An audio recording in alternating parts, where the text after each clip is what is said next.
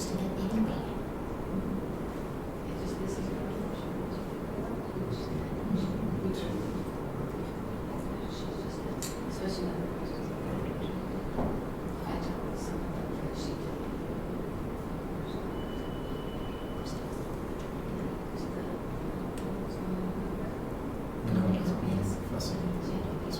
Recording in progress. Thank you. Well, good afternoon. Welcome to the San Luis County Board of County Commissioners, acting in the capacity as the Board of Human Services. Today is December 16, 2025, and it is now 1 p.m. We call this meeting to order. Please rise for the invocation by Commissioner Tony Haas, followed by the pledge of allegiance by Commissioner Rousseau. Heavenly Father, we want to thank you for this day and for our family and friends. We pray that we all draw closer to you. Help them in all their everyday tasks and trials. Father, you're the only one who knows what each of us is going through. Give us all the strength to overcome whatever is weighing on us. Let us all find peace and comfort in you. In your heavenly name, amen. I pledge allegiance to the flag of the United States of America and to the republic for which it stands, one nation, under God, indivisible, with liberty and justice for all. Thank you, Commissioners. Roll call, Mr. Aragon. Commissioner Haas? Here. Commissioner Lucero? Here. Commissioner Lopez? Yes, here. Thank you. Well, good afternoon. I would like to now, at this time, the agenda, do you have any changes to the agenda, Mr. Aragon? No, not at this time, Commissioner. I will entertain a motion to approve the agenda. I'll move to approve the agenda. Second motion.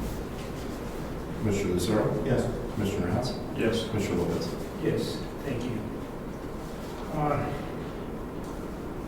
Section 2, before we get into that, on behalf of this Board of County Commissioners, I want to wish all of you a safe and happy Christmas holiday. We are entering the year in a time of perspective, and we sincerely want to thank you all at the DHS for all the work that you have done throughout 2025.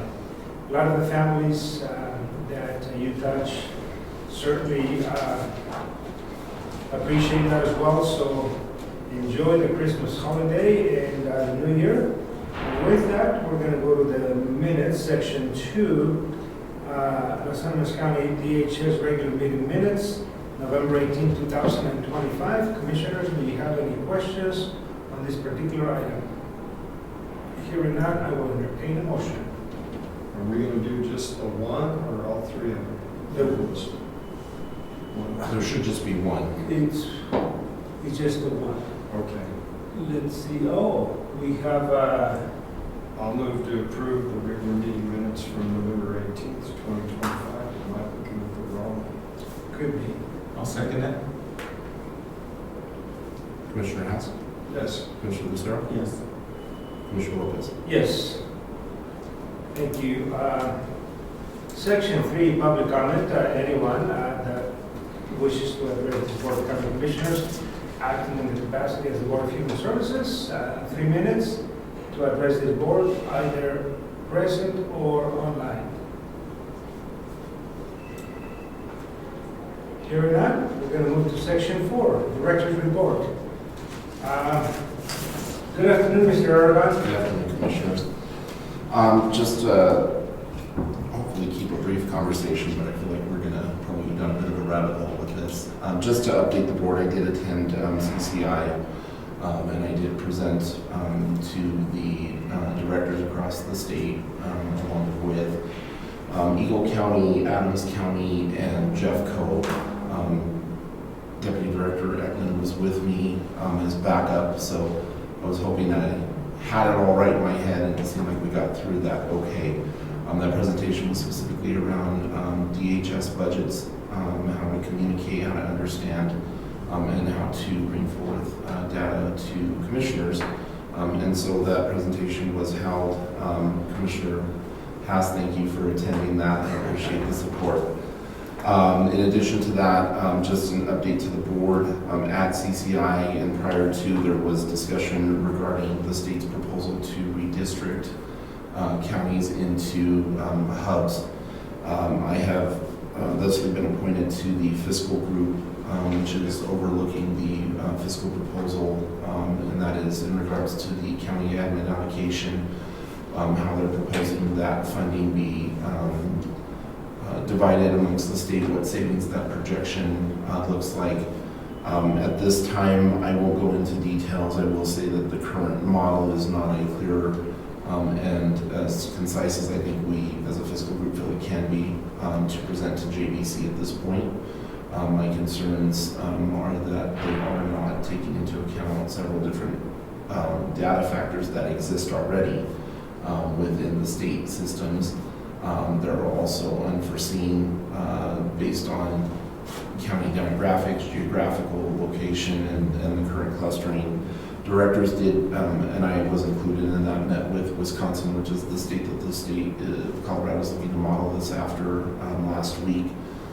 We did get an opportunity to ask several questions of the state of Wisconsin on how that model rollout worked.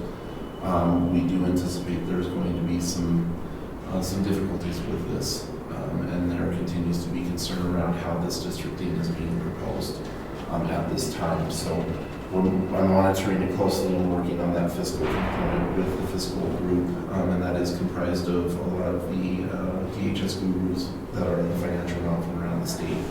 And we had a meeting again this morning as a small group. We'll be meeting with the state again tomorrow. We had a list of questions that we had answers need to come to us before we can say that we stand behind the current fiscal model they're proposing, because it's not sound enough right now.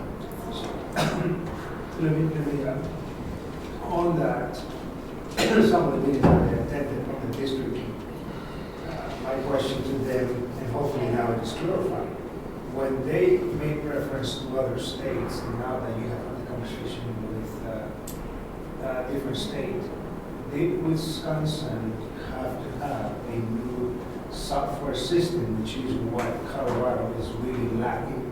And perhaps there's a big gap between the two systems that are working, or however many systems we have, hand in hand. What was the investment from Wisconsin to stand up this particular? So I think the thing that, the major concern I think the directors brought forward were that the current status of our case management system, or CBMS, case benefits, Colorado benefits management systems, and other platforms prior to 10 years ago when Wisconsin made this shift, and this came from the same concerns as what is shared now with the HR1 guidelines of the PER and the term rates regarding the SNAP and Medicaid, and the state having to match above a certain percentage of payment error rate. Wisconsin already had a system in place that they had reinvested in. They already had a universal document platform, which we do not. That was part of the shared services presentation that was provided. They also had an automated system for recertifications that was already in place prior to this shift. So there were lots of key factors or key programming that was already in place prior to the shift of the districting that we as a state do not have, nor do we have the funding to invest in that system at this point.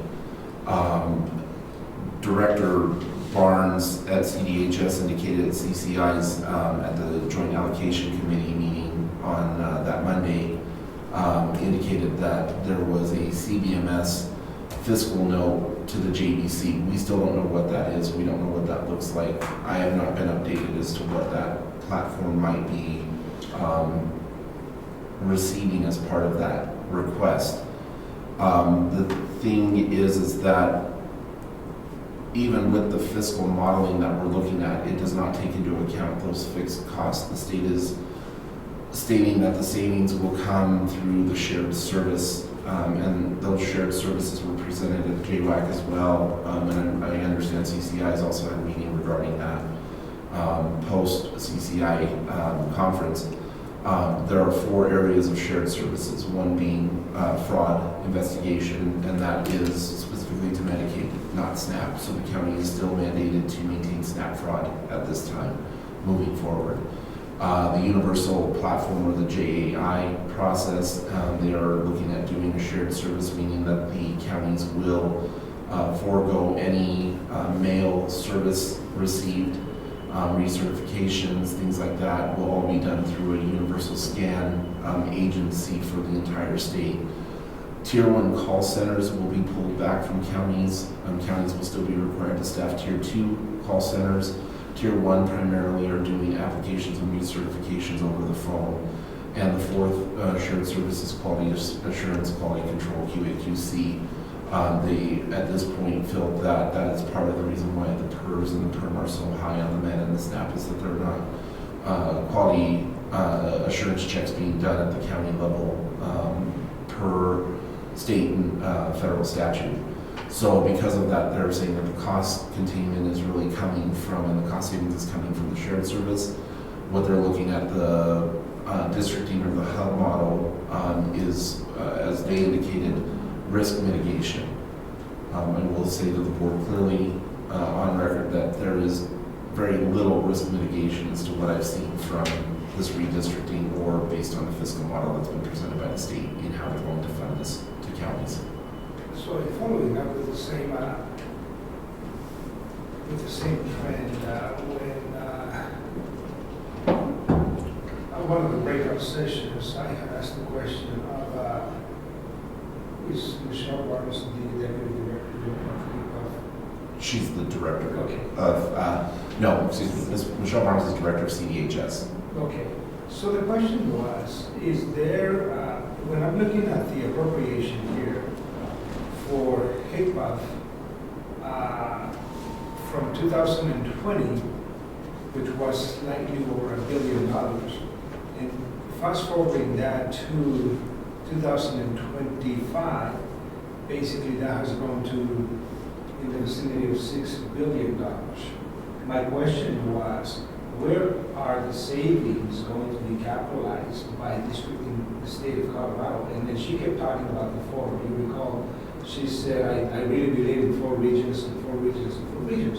That is great, but is there really a forecasted savings by doing so? So there is, again, I'm going to defer to the fact that, so yeah, she indicated 4 regions. HICPUF, which is Director Bimsteffer, Kim Bimsteffer, had indicated their desire was 11 districts. Those 11 districts have been identified at this point. I do have that map in hand.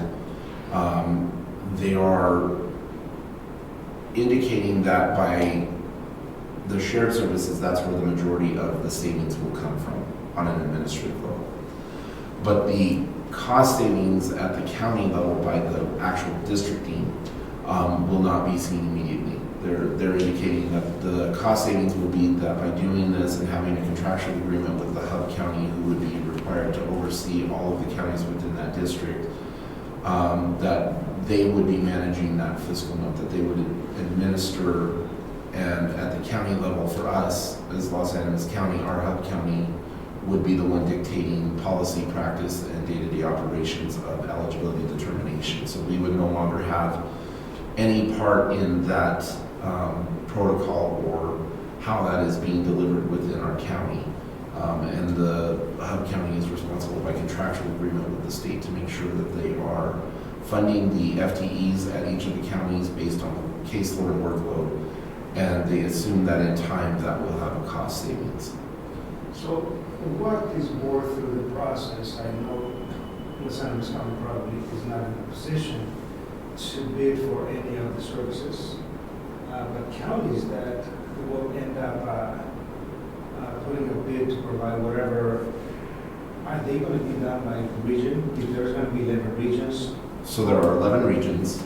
There is no bid process required because there is no fiscal award. There's no additional money being given to the hub county. The hub county has already been identified for each of the 11 regions and has already been told that a contractual agreement would be put into place. So there is no bid process for that. And what's in it for those counties that have been voluntold? At this point, added workload. And then are we to assume that those counties are going to pick up the, once it's properly broken out, the 90-10, the 80-20? No. Okay. Our counties will still be required to meet the match of the MOE dependent upon the programmatic requirements of the county. Very good. I'm a bit skeptical of the program actually delivering what it says, and what is the estimated time of implementation? They are planning to have a pilot district in place by July of 26, so 6 months from now. They are planning to then finalize and onboard the other 10 districts within the fiscal year of 26-27 with the shared services and the full state implementation of hub districts in place by fiscal year 28. So it is not a significant amount of time. I did ask at CCI of Director Bimsteffer that change management takes a very long time to put that in place with a lot of research and data, a lot of pre-planning taking place, a lot of community forums to discuss these transitions. And as we saw with the case management agency transition, that was a 20-year discussion with about a 5-year change management process and a 1-year implementation, and that was an absolute disaster. And I will put that on record, it was a disaster of a transition. And I said, we do not want to go down that same path with this. So the time frame of this implementation really has put a lot of concern within the directors and a lot of the financial folks across the state, because we were asking to do something that could, even Wisconsin indicated that 10 years ago when they made this transition, their first few years, it was the same platform. The state decided this, there was no real discussion. There was significant attrition in the first year, as we know that usually happens anyway. So my concern is what, our per rate for payment error on staff right now is just under 10%. In that first year with this transition, that those transitions haven't been planned out. What kind of per rate are we going to see an increase in based off of this? One district is not going to solve this in the first year, let alone then districting 10 others concurrently with that. It just does not seem to be a well thought out process at this point. It feels extremely rushed, and it is in order to get the fiscal notes in front of JBC. That's really what it is about. And I think that's going to be the cautious step that we need to keep an eye on the fiscal note, because usually what happens, and that was my question also, that when a fiscal note is sent forth to the legislature, and 2-3 years down the road after the fiscal note is approved, then what happens, that actual cost, now that we have data and numbers and cost, is actually double. We need to go back and pay attention to all the DHS legislation that has passed in the last few years and see what those proposed fiscal notes of then are actually doing the actual cost right now. So, and of course, the nut was, we need to do that. We need to do that, but who's the we, and how do we get there, right? Because the fiscal notes, specifically in this particular transition, just taking at the CBMS, we have Yuma County that has been making a huge case for the CBMS system. He was told, a fellow commissioner from Yuma County asked a question, and they said, well, if we have $1 billion, we can probably replace the system altogether. But from the directors, Mr. Aragon, what is the amount that, and not necessarily in dollars, but is there a need to upgrade CBMS? That's the question. And who's going to get it done? And does that have to take place before the district takes place? So, there are several factors here on the fiscal. So just to give you a better idea of timeline, what the proposal for phase 1 is a 25% of the caseload launch as of July of 26, fully implemented by December of 26. So in that 6 months, and it's not one, it's 2 districts they're looking at. In addition to that, phase 2 launch of spring of 27, and then a phase 3, which my understanding is our district would be launch of summer of 27 with full implementation by 2028. The fiscal notes that come with that, though, are a couple of things. One is there's a need right now of $120 million based off of the fiscal model that the state has put together right now. There's a $120 million need, and I think that $120 million is really just, they know that the per rate with SNAP is not going to be under control by that implementation of HR 1, so the state will have to come up with $120 million to meet that match. So I believe that's where this fiscal model is really headed for. In addition to that, they're pulling the $8 million statewide that have been used for county incentive funding in the past, which we primarily use towards backfilling payroll and other administrative costs to administer these programs.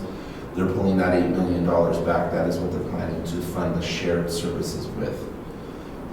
Additional to that, they've identified an economy of scale savings, which they're putting at 50%. We as the fiscal group feel that that is not a correct or a transparent number, that should actually be substantially lower. So we're asking the state before any presentation to JBC that we relook at that attrition for that scale of savings, economy scale, excuse me, and then that's about $4.8 million.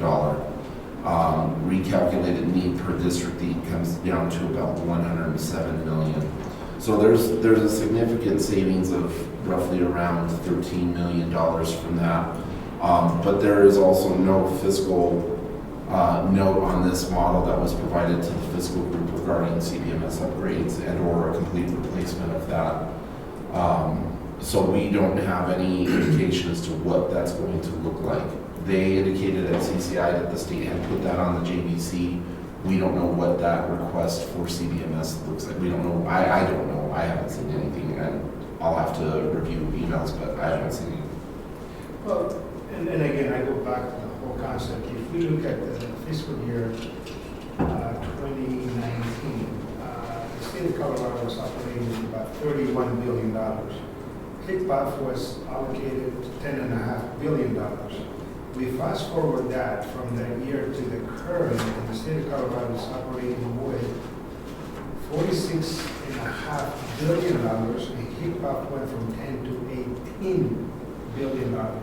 So I guess the point that I'm making here, if we're going to be spending this kind of money, CBMS is going to be one of those key components and or whatever software system that's going to be able to communicate and be transparent, because otherwise the water comes back to the local departments. It's going to be housed right here, and the allocation, the appropriation, I'll keep making the comment. I don't think Colorado has a money problem.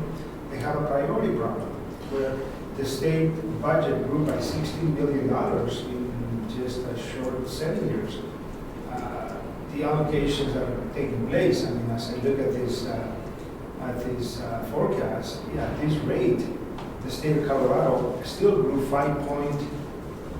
over 5% in 2026 when it came to requests. So these fiscal notes are going to be so important that we keep an eye on as counties and of course with the oversight that you have, because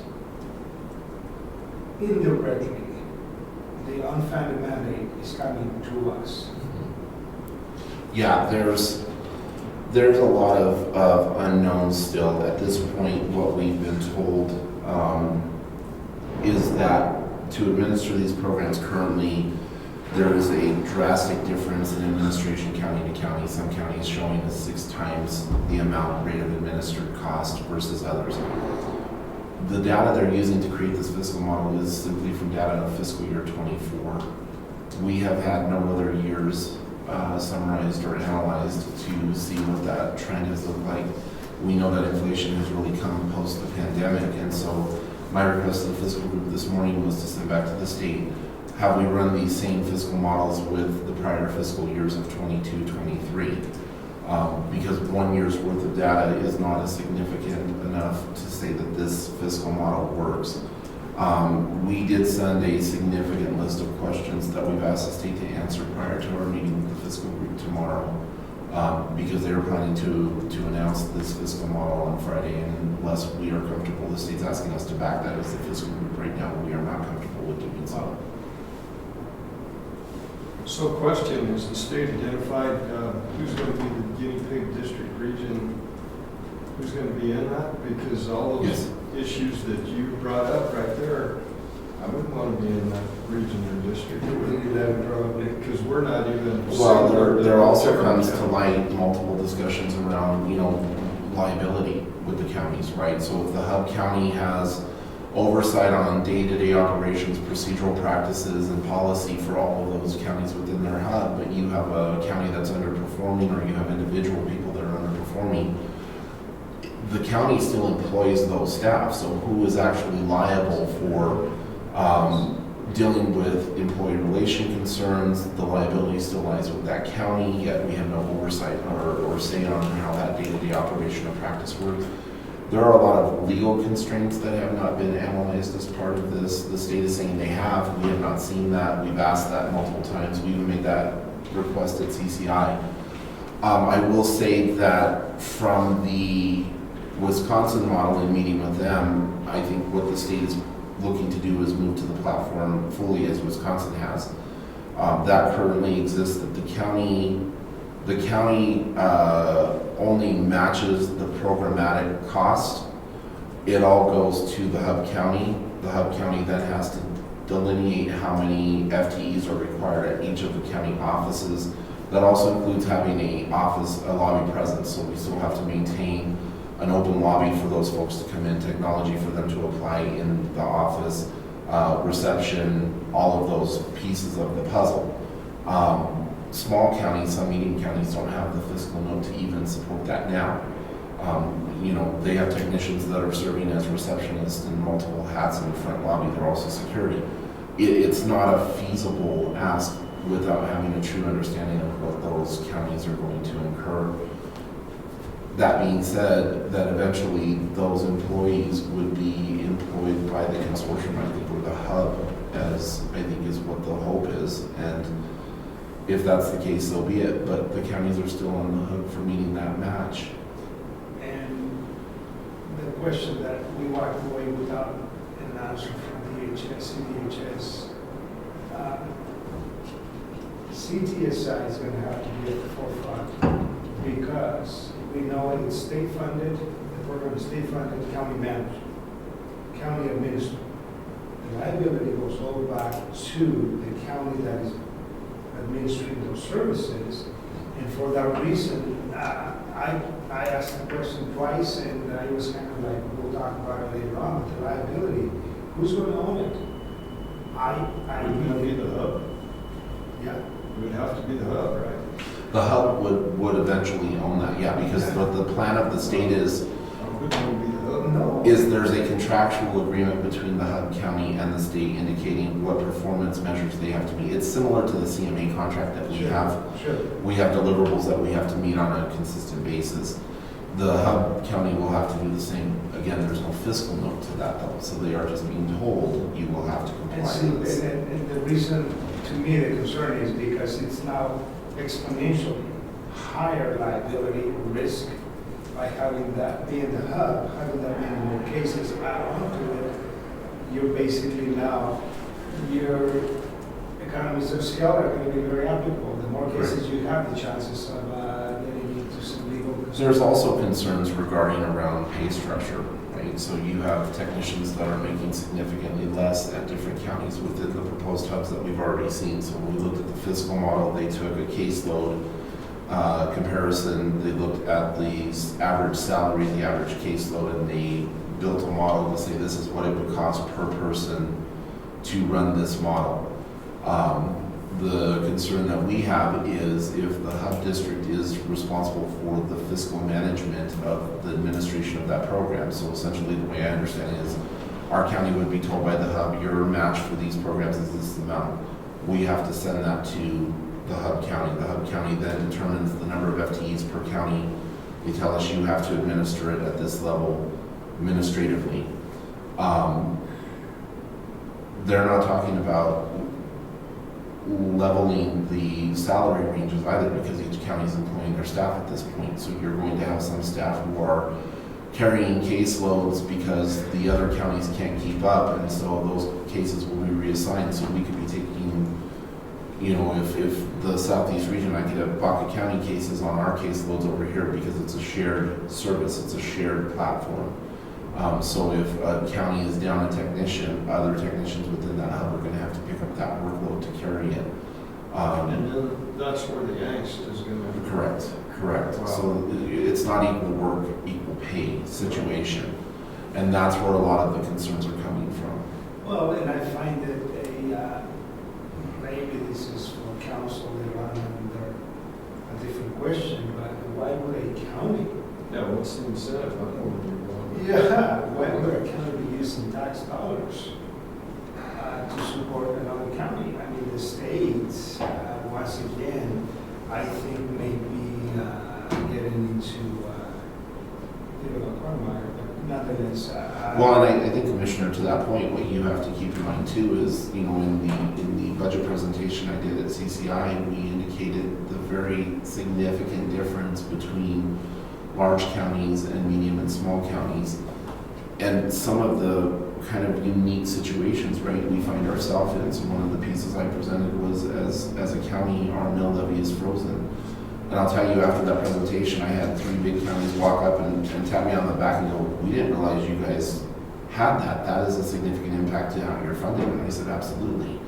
Our mill levy freeze dictates that if we can't meet the match based on what the state and the hub county require, then where does that leave us as a county?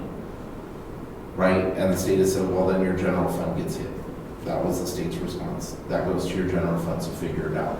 There was a comment made in that presentation that I wasn't supposed to be sitting in, but there was a comment made about this item, and is there an opportunity to remove that freeze because of the, you know what I mean? We'll go back to 22. It goes back to the constituency vote, I think. It would be. It's still a constituency vote. It would be our county dictating by vote whether or not to open that back up. Neither here nor there, every county has a fiscal challenge in front of it. I think that was made abundantly clear when we compared our county to Adams County and the maintenance of effort funding that they receive, right? They are a significantly larger county. They service hundreds of thousands more than we would ever fathom in our county, but their mill levy is higher, their percentage of mill is higher. You know, when that county has a $30 million mill levy every year to fund the allocation amounts, and they have a fund balance of over $14 or $17 million to play with, that's a significant difference than what Los Angeles County can fiscally meet or match. So why would a district or region even want us in their district or region when we're handicapped the way we are with the 9.37? That's not a question up for discussion. The state has said this is the way it's going to be. These are the districts you're going to be in. Thank you very much. And this was no longer a question of if this was coming. The state basically told us at CCI this is not up for discussion. It will happen. I think one other important piece to see in the difference between Wisconsin and Colorado, and I did ask at the CCI conference of Michelle Barnes, I said, you guys are looking at 2 states, North Dakota and Wisconsin, where this model worked.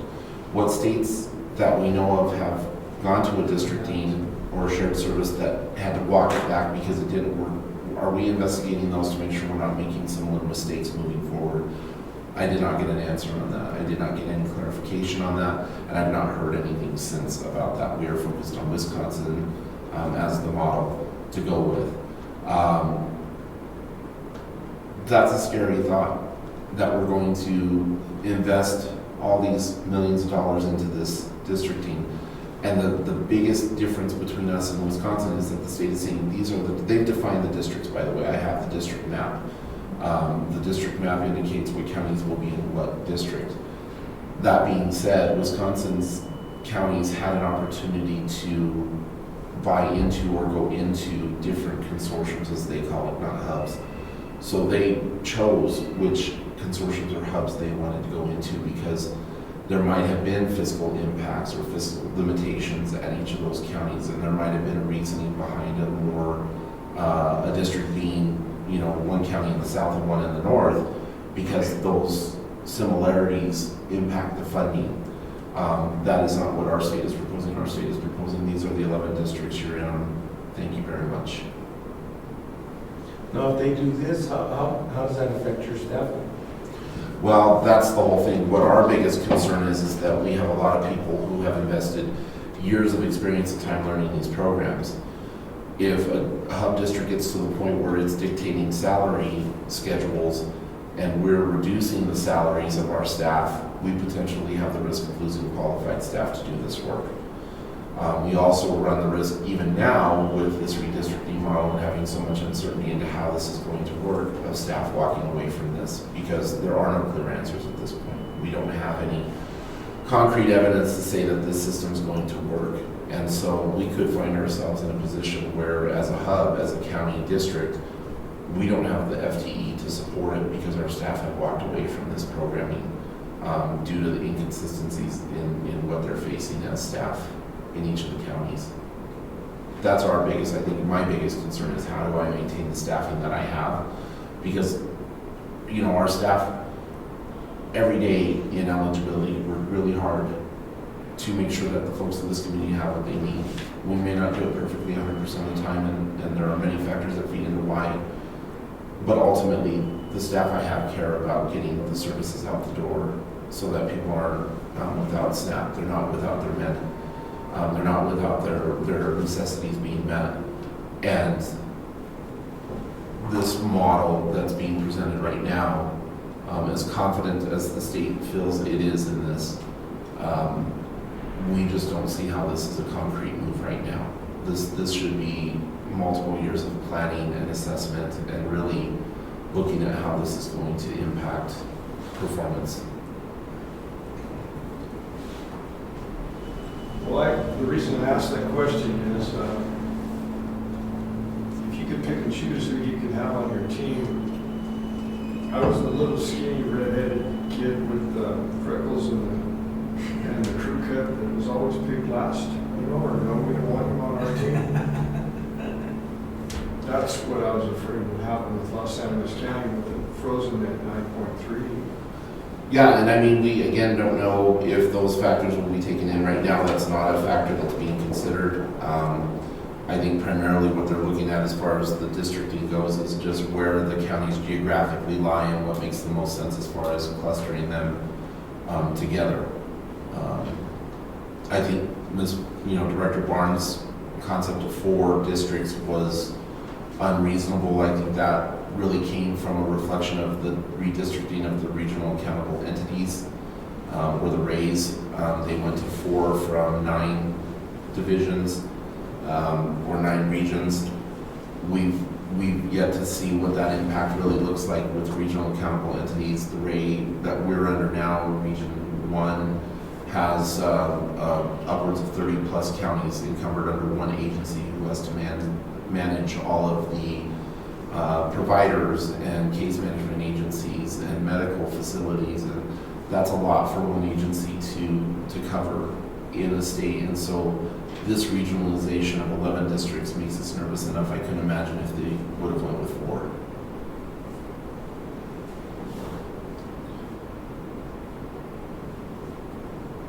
Any other questions on them? Much more to come with the districting, I'm sure. Yeah, there's just, keep us posted. I believe there is, like you said,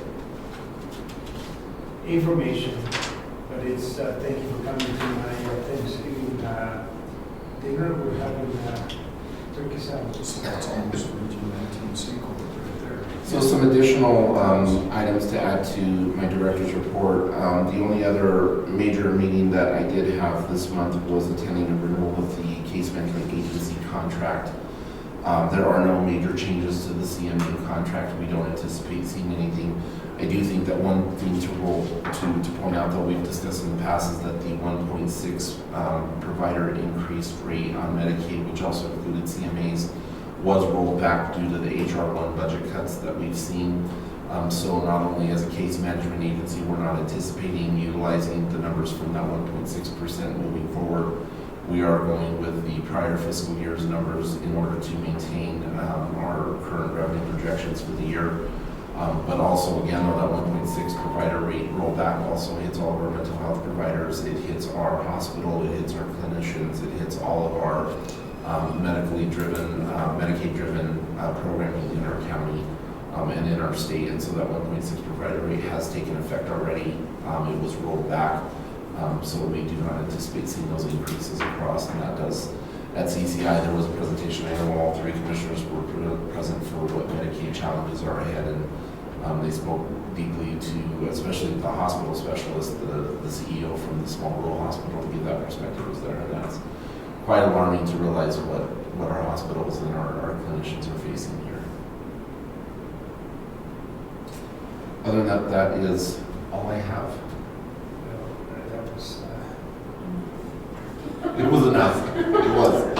It was enough. Well said. I was going to say, the problem is hearing the numbers and perspectives of where counties could be in the next couple of years. So thank you for that report. We're going to move on to now a presentation that's going to be another hour and a half. Presentation on San Luis County Department of Human Services. Annual budget. Back to you, Mr. President. Let me go and pull up the slides, commissioners. One of the things moving forward that I've been wanting to do is provide the board with a little more contextual insight into the DHS budget year to year, funding mechanisms, and also some of the different challenges that we face as an organization. So I'll draw your attention to the budget presentation that we have provided you all. In your packets, I also included a copy of the actual budget, which Director Coberly presented this morning as part of the county's overall. So we appreciate getting that approved this morning and thank her for all of her help and efforts. And my finance director over there, Ms. Eklund, for helping with budget preparations and making sure that our numbers are sounded up to the best that they can be. And she's done an amazing job this year in getting us on track with that. So in that, I just want to address a couple of things. In my presentation at the state at CCI, we had indicated, that as part of the presentation, part of our drive is what is our mission. And several years back, the board approved a countywide mission statement. So I wanted to reiterate that, and also a vision statement that as Los Angeles County, we work towards sustainability and growth for all generations by encouraging a quality of life focused on innovation, collaboration, and determination, which I think really encumbers a lot of what all of the county does, but especially DHS, and that our vision is to envision a series of sustainable systems which focus on quality education, community vitality, public safety, recreation, arts, and culture. And I think that statement really speaks loudly right now with the challenges that are in front of us and the instability that it could potentially create in these areas for us as a county and as an agency. For DHS, our core values really center around honesty, integrity, transparency, selflessness, and accountability. And I think that speaks highly for the county as well, that we focus on those. In your presentation, you'll also see a breakdown of the organizational chart. That chart is always available on our website for anyone that wishes to review. We do submit this organizational chart to the state as well for the reporting structure in our child support services, as well as some of our other programmatic offices. As you heard this morning, and we talked a little bit about the current property tax mill levy, just to break out for you, and you can see that the percentage broken out for human services comes to about 18.7% of the total funds under the assessed valuation provided to us, or approximately around that $771,000 mark for us this year. Those funds are, again, used to two things. One is a maintenance of effort process, and then there's a match to the programs that we receive allocations for. Just to highlight some of the major fundings, and I did try to provide you the last 2 years worth of data so that you can also see the difference in funding. On the child welfare, these are the major funding streams that we receive from the state regarding our programming. You'll see that in child welfare, there has been a uptake in that. However, both Commissioner Lopez and I, sitting on the CWAC allocation methodology team, indicated that in the fiscal year 2026, based off of the current funding model, we anticipated to see a slight increase in those funds. However, in fiscal year 27, we do anticipate, if the fiscal model is not modified to meet the need, that we could potentially see a significant cut to child welfare funding across the state. So we do anticipate seeing that line item decreasing. You'll also see in TANF for Colorado Works, we've kind of had a fluctuation. We've seen some ups and downs. It's more of a roller coaster pattern with that funding. Our county admin, again, we've been somewhat consistent until fiscal year 26, where we saw an increase. And that was really driven based off of the administrative costs that were encountered at the county levels. In CCAP, we've had a lot of discussion this year around spending, overspending, things of that nature. Many counties went on wait list and freezes, and I did speak with the director of the CCAP program just last week to discuss where the state was going to land. They are projecting that based off of the freezes and the wait list done at other county levels, we as a county were not pitted to be overspent in this fiscal year. The state is projected to be $3 million underspent across the state in CCAP, which is great. But I think the counter to that is the realization that we are keeping many children and families without safe child care because of those wait lists and freezes. So it does help with the fiscal note. It does not help with the need.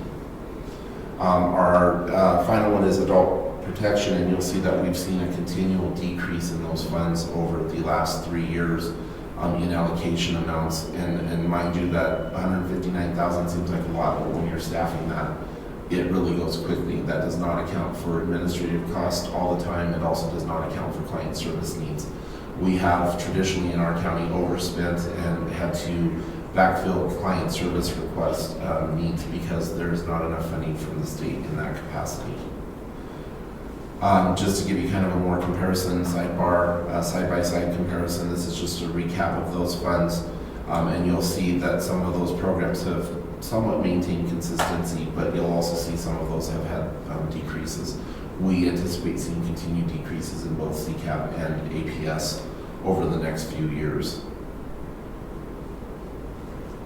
Again, this is just a budget breakdown of the primary programs. You'll see that we have a significant amount in child welfare. We have traditionally been underspent up until the last couple of years with child welfare. Primarily as we transition to DR, we hope that we see less out-of-home placements, which is where the majority of our cost had been in prior years. So we're hoping to see that total amount dropping in spending. Additional to that, you will see our Colorado Works has decreased significantly. Now, one thing I will say is that we were successful in getting the basic cash assistance increases that were part of 22-1259. That was a legislative measure passed to increase the BCA over the next 5 years up to 30%.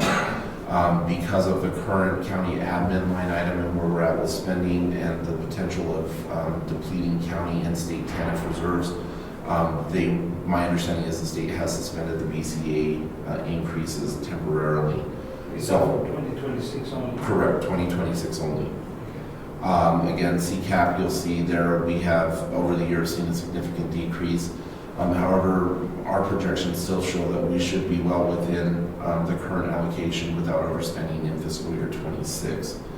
APS is going to be a challenge for us. The decrease in the allocation amount from the state has put us in a position where it is going to be difficult to keep that program funded at the level it was. Therefore, we have had to cut back in that. We did not lose any position as there was a vacancy there. We chose not to refill that case manager position. However, there was enough in there that we are able to onboard a case aide again, which will be supportive services to our case manager in that program and the supervisor. And then the ancillary programs are all of the other programs that have a match, not a maintenance of effort. Colorado Works is the only one that requires a maintenance of effort, and just to remind the board, that is a required match or maintenance of effort amount that goes to the Colorado Works program or the TANF program. We have to budget to that amount every year, whether we would like to or not, because if we do not use all of that MOE, then the state does collect on that. And that's why on some of your financial reports, you'll see that the maintenance of effort amounts or the county matches on the state are not different in those programs. It's because they take the maintenance of effort and they divide that by 12, and so that amount for the county match is consistent month to month. Whereas other programs, you'll see that there's a difference in those county matches based on the actual spending within that month. The next slide just breaks down those ancillary programs that have those additional matches. So adults, aid to needy, the needy with and disabled, our child support program, our core program, our home care allowance program, and then as we know, there was a 24th 233 Senate bill passed this year with the TABOR restrictions. Any questions on the maintenance or the current allocations? Okay. Additional to that, I provided a slide with our current client assistance and services paid through the state systems. You will see that since 2024, we have seen a significant jump in the continued need for food assistance. The food insecurity within our county exists. Prior to 2020 and the pandemic, the county projected about a $4.6 million food assistance requirement. Since post-pandemic, we have seen that those food insecurities have not been met, especially with inflation cost. Therefore, we continue to see an increase in that. That's a pretty significant trend across the state. Most counties are still seeing that. So we currently do see that, that increase continue. You'll also see there's a comparison of the other programs. Those have all pretty much stayed similar in service rendering. So it's really our SNAP benefits that really impact that. Was there a conversation on the LEAP program, something took place or they were thinking about? So LEAP has been funded for fiscal year 26. HR1 did have some rollback on that. We have not heard whether continued funding for that will exist beyond fiscal year 26.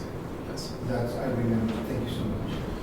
So the next page is just simply a more detailed breakdown of those fiscal components of the supplemental nutrition. This is by client total. So you'll see the total amount of clients that, or cases that we had, serviced within the county in fiscal year 23, 24, and 25. Again, you'll see that there's an actual decrease if you look at that trend between the cases that we have on file, but that decrease in cases also means that there's been an inflation in the supplemental nutrition need. So even though the case numbers are going down, the cost of SNAP and those that are qualifying are increasing. And that's why the quality assurance system is such an important piece, because we as a state are at about a 9.97% payment error rate. The federal government under HR1 requires us to be under 6% to not have a state match to the federal funds. We as a county do quality assurance and control internally with our lead technicians who do case sampling every month of up to 10 cases each to ensure that we are in fact administering SNAP benefits appropriately, or whether or not there are errors being made, and if so, then we look at, is it systemic and do we need to train, or is it a case-by-case basis? So that has been in place for the last few years, and so it's interesting to see that the case counts are going down, yet the increase in the SNAP benefit awards going out. So of the 21.4% of the population in the San Luis County receiving that SNAP, not necessarily that I want to know this or we need to know this, but what is the majority of the age group that is receiving this, or is that pretty much to the best of your knowledge? So, no, I can actually speak to that. So, to our county, the primary age group of folks receiving those SNAP benefits are actually between the ages of 20 and I believe it goes up to 52 or 53. That's the majority of folks that are receiving those benefits and are found eligible. The second amount, which are your second and third, are your youth, which are infant to that 20-year-old or the 19-year-old range, and then the elderly beyond that. The children and the aging population or the elderly population are almost similar in size. Our majority is that 20 to 50-some-year age range. And to the best of your ability, do you think that reflects the state's numbers as well? I mean, I will say on the SNAP end, probably not. okay. I'm going to say no. I don't know. I'd have to ask, but talking to other counties, it seems like their age ranges vary differently based on that. Again, keep in mind that we are a county that has a very significant aging population. In the next 10 years, we're going to see folks moving into that realm. I don't know the difference between those on the 20-year end of the spectrum versus those on the 50-year spectrum, but I would suggest that probably 40 plus is going to be where the heavier weight is of those eligible for SNAP benefits versus the 20 to that 40-year because of that aging population we're seeing. And it's not even an important question, just wanted to get that. Sure. Just some other things to provide to the board. Kind of a strategic metric that we look at is the number of applications and kind of that fluctuation. You will see that we kind of have some peak times of the year. The trends tend to be around the latter part of the year and then into the summer time frame. And I will say on the SNAP program, my understanding of the data is that the summertime is also because at that point we begin to issue the student SNAP benefits for those that are qualified at the district level. So that SNAP recertification kicks in at that point. So I think that's why you see that sharp peak in the summer months, is because we start seeing those coming in and processing those at that time. And then it shows a sharp dip, and what would cause that then, July dip? So because we process those, we don't actually process those recertifications at that time. That's kind of an automatic piece that kicks in. So the system's going to tell us you have all these youth that are qualified under SNAP that have been recertified. But then once school starts and the free or reduced lunch program kicks in, those youth fall off of that. So we're not going to see that increase or that leveling of the recertifications at that time. September, summer, August, September, yeah. And our applications, I will say, I think, like this is our SNAP applications, the red line there. It's really difficult to say that you're going to see that high peak at any given time. I mean, it fluctuates year to year, but this just kind of gives you a general oversense of the last fiscal year, this last fiscal year, as to what our agency saw as far as applications coming through the door. I've said this before, and pre-pandemic, when I first started in the first 6 months, even into the pandemic, I recollect maybe 2 or 3 applications at best a day, sometimes a week. At this point, that 2 or 3 is sometimes within an hour. So the application amounts coming through and the recertification amounts coming through, it's a significant workload for our staff to carry. This is also our Colorado Works program application research. Similar data as far as the peaks and valley. In this one, I can't attune us to the applications coming in at that summer time frame, spiking so high and then dipping so low post. I don't know what trend would cause that. I haven't done enough research on that, but I did want to look at those applications coming in to see what that fluctuation is. I think a lot of those applications for the Colorado Works program increasing right around July and August are due to the clothing allowance and everything That's that true. we allow for the children going back to school. So we get a lot of applications during that time so they can get those monies. They have to be on the Colorado Works program to get those monies. Additional, this data here is on the Medicaid fact sheet, and I just wanted to make sure that the board had an idea of the economic impact In fiscal year 25 and in June 30th of this last of 2025, our department authorized and the payouts to our county were a total of $66,402,910. You'll see of that, the majority of that expenditure is in the long-term care, totaling over $22 million in just long-term care services. And again, that's both agency-provided care services along with in-home and at-home care services. You'll also see that there is the county population that's enrolled in Colorado Health First is around 33.9%, and the average number of Health First Colorado members enrolled per month, this is just in Los Angeles County, is around 4,854 individuals that we have enrolled. Of that, 1,553 of these members were considered under the Affordable Care Act or the expansion of adult and parents, and those are the specific individuals that are now required under HR 1, that 1,553. They will be required to have a work requirement as part of their Medicaid continuation. And then on average, the number of CHIP Plus or Child Health Plan Plus members enrolled is about 230 individuals throughout the year. You'll see on that next slide that our Health First Colorado population, you'll see the expansion makes up about 32% of the county members enrolled, 36.4% are on the non-expansion, and about 31.6% of the members make up the children in the Medicaid program in our county. Any questions on the data sets provided? So the next portion of our presentation is really around budget goals for DHS and really trying to get more strategic with the spending, really being fiscally responsible with how we're spending these dollars.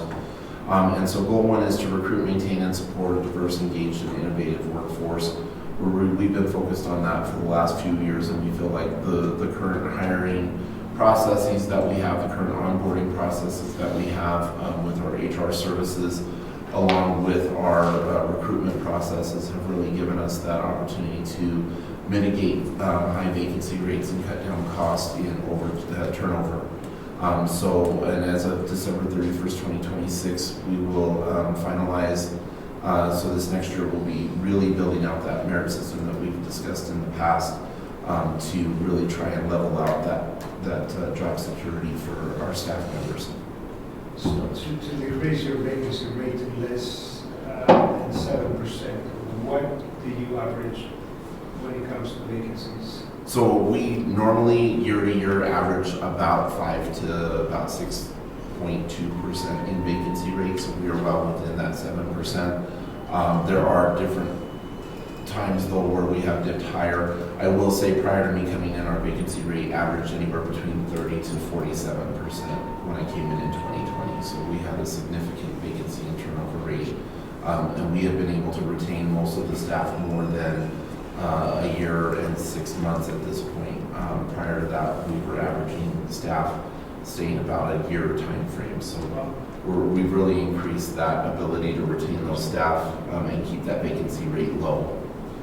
And I will say that the majority of our staff that have left in 2024 and 25 really were seeking advancement, and I'd rather have that as the reason for their departure, whereas our underperformance was the concern. Goal 2 is to work towards identifying shared services with CDHS and HICPUF. Although we've talked about some of the difficulties that I think we're going to have, I think as a county, all of the 64 counties realize that there are need for reforming the current way that we're doing our practices. There are counties that are significantly overspent and do these shared practices. Really, our shared services impact us. I do feel that it will have a fiscal impact on us by reducing costs in the long run. It is, again, though, how it's rolled out and how it's implemented are my concerns with that.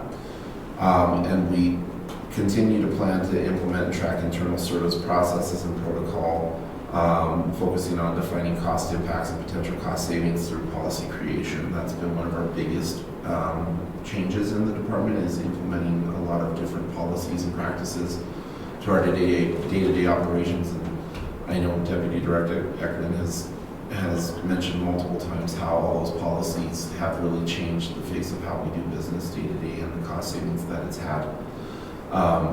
And then goal 3 is really working towards leadership training for all of our admin supervisors and leads. This is one area that I've really wanted to beef up for some time, and I feel like we're going to get to that point in 2026 where we can really provide that level of leadership training and really build capacity within our staff that are leading our teams, so that there's less inconsistencies in the delivery of management across the entire department. So those are the 3 strategic Let me goals. go back for a second. Sure. Goal 2A.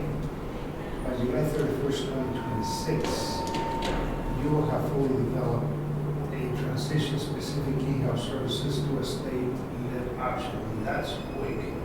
That's giving you 5 months. It is, but the reality, Commissioner, is if the state is proposing the way that it is, I'd rather us dictate the conversation Good. than to have the conversation dictated to us. And the rollout happens specifically a year after that. Are you going to be working directly with other directors? I would imagine, yes. Kind of Yes. looking and see how they're building the plane while they're flying, because you can't stop, you can't land it. Yeah, we can't stop it, we can't land it, so I would rather us be on the forefront of trying to figure this out on our own than to have it dictated to us, because I think, us being in the 3rd transition period allows us opportunity, and again, that time frame is quick. It doesn't mean that we necessarily have to meet that goal, but it sometimes putting pressure down really forces me personally to make sure that I'm hitting that benchmark as quickly as possible. Thank you for that clarification. And then budget expansion for 2026 primarily, and I did not include, but she's in the audience, Chrissy Sarah, our supervisor for child support. We are looking to expand the Rose program, which the board did approve several months back, and so we are moving forward with putting that program in place, really focusing on non-custodial parents and how we can engage them better to support them getting back into gainful employment and providing services to them. The other division that we'll see a significant expansion for 2026 is our community and family support services, or our case management agency program. As the board knows, that is not an allocated amount from the state, that is an enterprise program, so the money we receive is based off of the work that we do in the case management realm. And so we have stabilized, and I'll defer to Deputy Director Eckland, but it does seem like with our current budget expansion does seem like it's a feasible option at this point to ensure that we're meeting the contractual mandates set forth. Primarily, one of the issues is that we still don't have enough case managers in place to keep the caseloads under the state mandated of 65 cases. So this will give us an opportunity to put 2 additional case managers in place, and we'll be also onboarding as we are looking to regionalize with Werfenol stronger their services up there by bringing those case management services in-house rather than subcontracting their subrecipient monitoring with that agency. So that projection for CMA is to increase staffing in 2026 by 17%, adding 3 new case managers in addition to what we currently have to meet the contractual obligations. Those will be the only 2 areas that we will see budget expansion for this coming year. There, on the next slide is just a breakdown of the 2026 budget expansion, personnel, permanent cost, one-time fixed cost, and total. We're looking at about $203,000 to add those 3 FTE, and then we're looking to increase that leadership training across the department.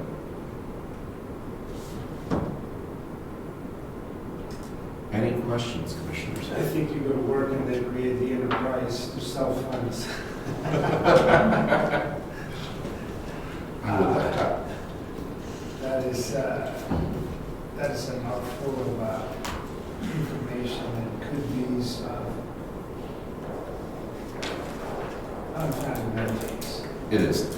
And then, you know, commissioners, I know this is a lot of information. It's quite lengthy to have a discussion on, but I really also feel like for the transparency of the programming that we provide, the funding that the county provides to us along with the state and federal tax dollars we receive, it's really important that us as an agency are able to put forth this information to our constituents in the county so that they understand how we are using those funds and how we're monitoring the day-to-day operations to cut costs where possible and to increase services where possible. So that is why this presentation was put together. Moving forward year to year, I do plan on presenting the budget in a similar fashion to give you that data set to work from.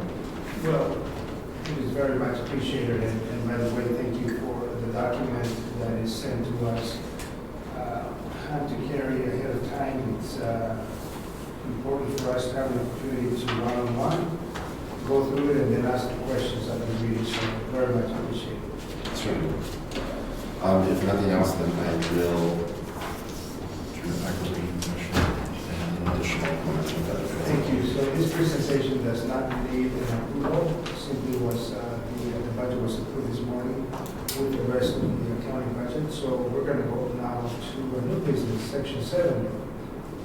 Consideration of caseload accounts and activity by program.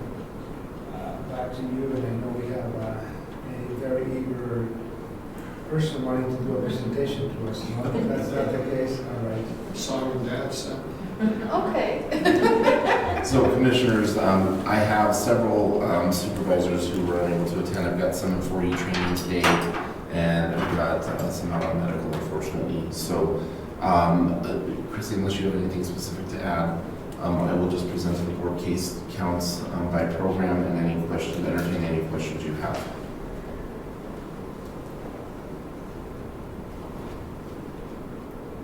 I don't have any questions, commissioners.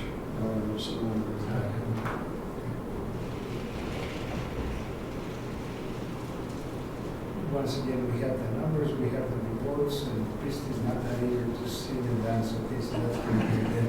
So we will now, I will entertain a motion to approve the item 7A with subsection 1, 2, 3, 4, and 5.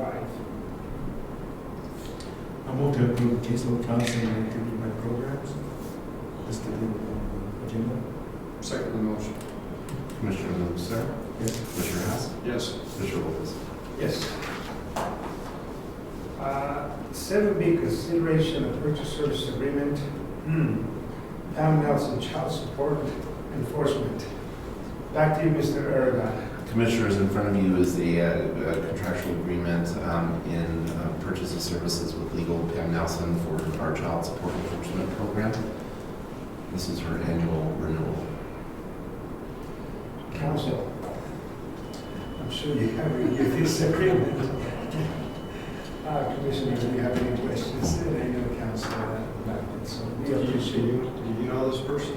I do, and commissioners, one of the other things is that I did actually ask our newly onboarded employment legal to review the contract as well. There was no concerns on his end either, so Well, also mitigates Ms. Nelson from.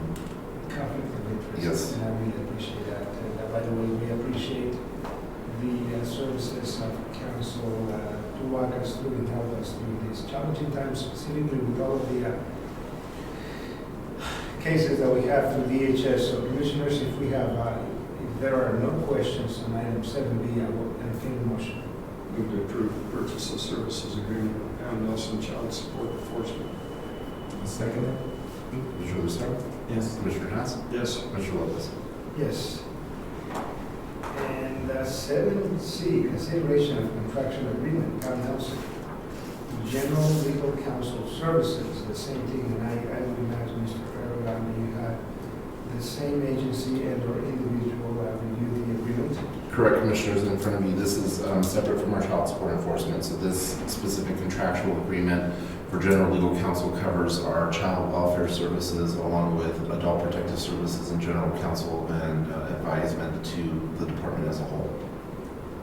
Thank you. Commissioners, any questions? Have you asked your staff if they want to work with this person? I think if I told my staff they weren't, We might have a mass exodus. That's where the problem is. All right, I will entertain a motion. I'll move to approve contractual agreement with Penn Nelson General Legal Counsel Services. Second motion. Commissioner Hess, Yes. Commissioner Lucero, Yes. Commissioner Lopez. Yes, thank you, and once again, Counselor, thank you very much. We're going to go to Section 8, Financial Matters, and Finance Director, consideration of financials for October 2025. Good afternoon and welcome. Good afternoon. Nothing significant in the treasurer's reconciliation report. Does anybody have any questions regarding the statement of expenditures, revenues, and county shares? Obviously, there's going to be those highlighted portions that you put in there, certainly 131% on child welfare staffing, and then we have some other ones at 112%. Simply just for transparency and the whole thing, can you kind of extrapolate on those? For the 131.62%, that's the 80/20 child welfare. That's the 80/20 portion.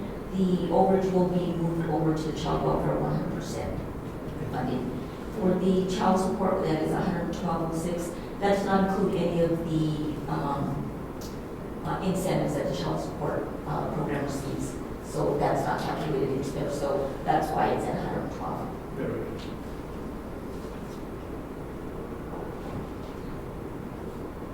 Any other questions? I don't have any other questions, Commissioners.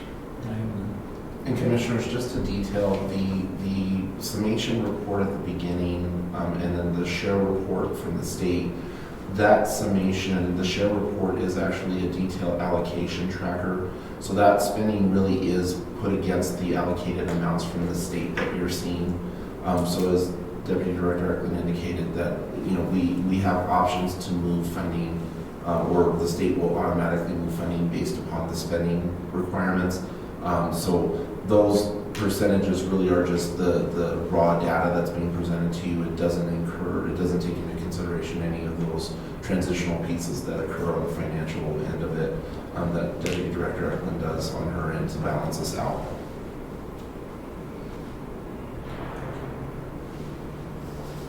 Commissioners, any questions on item 8A? No. I will entertain a motion. Move to approve the financials for October 2025. I'll second it. Commissioner Lucero? Yes. Commissioner Hess? Yes. Commissioner Lopez. Yes. 8B, consideration of bills for November 2025. Finance Director, Eklund, once again, back to you. The bills for November 2025 total expenditure was $132,230.76. Any questions?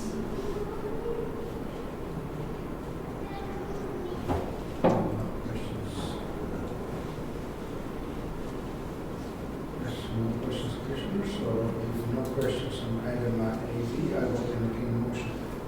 I'll move to approve bills for November 2025. Commissioner Hess? Yes. Commissioner Lucero? Yes. Commissioner Lopez. Yes. 8C, consideration of payroll for pay dates November 14th and November 26th of 2025. Finance Director. For November 14, 2025, the total payroll amount, $118,422.33. For November 26th, $116,402.12. That included the longevity payout. And then for our 1099, $6,990.53. So on the longevity payout of $23.50, is that inclusive of all the employees that were eligible for this? Yes. Thank you.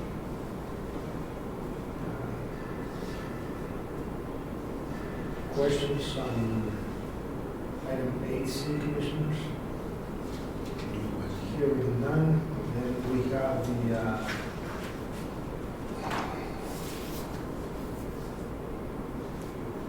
legal